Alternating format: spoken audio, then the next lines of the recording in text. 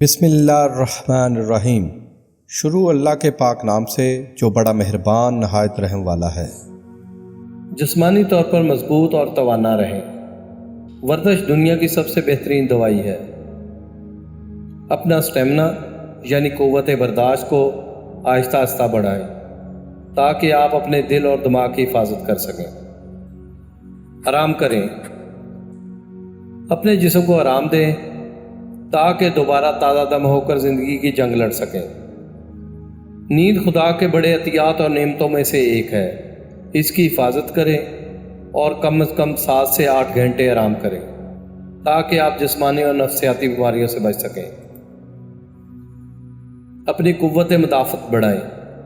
زندگی میں اپنی متوازن خوراک اور ورزش کی مدد سے اپنی قوت مدافعت بڑھائیں تاکہ بیماریوں سے بچ سکیں۔ صفائی پر پورا ایمان رکھیں۔ ہر وقت اپنے جسم اور روح کو پاکیزہ اور صاف رکھیں تاکہ لوگ آپ کے ساتھ اور رفاقت پر فخر محسوس کریں۔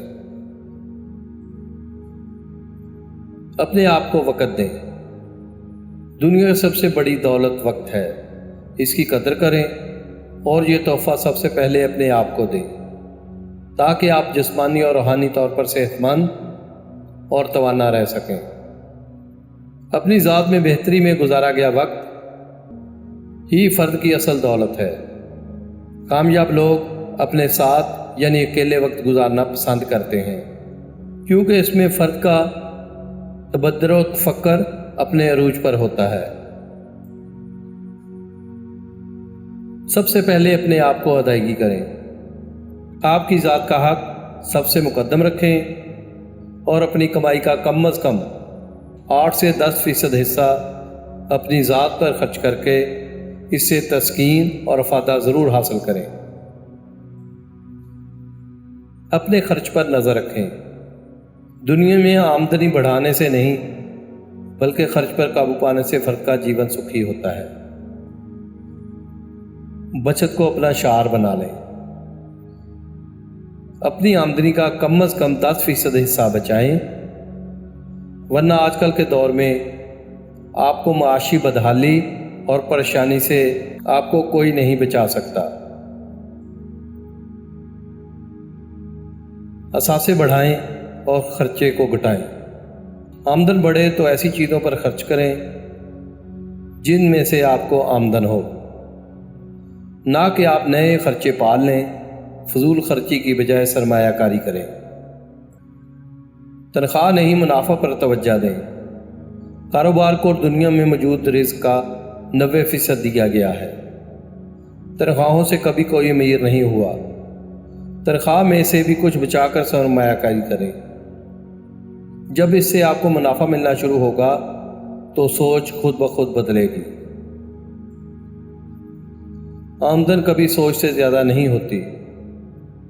اپنی آمدن بڑھانے کے لیے سب سے پہلے اپنے سوچ کو بڑا کریں کیونکہ آمدنی کبھی سوچ سے بڑی نہیں ہوتی۔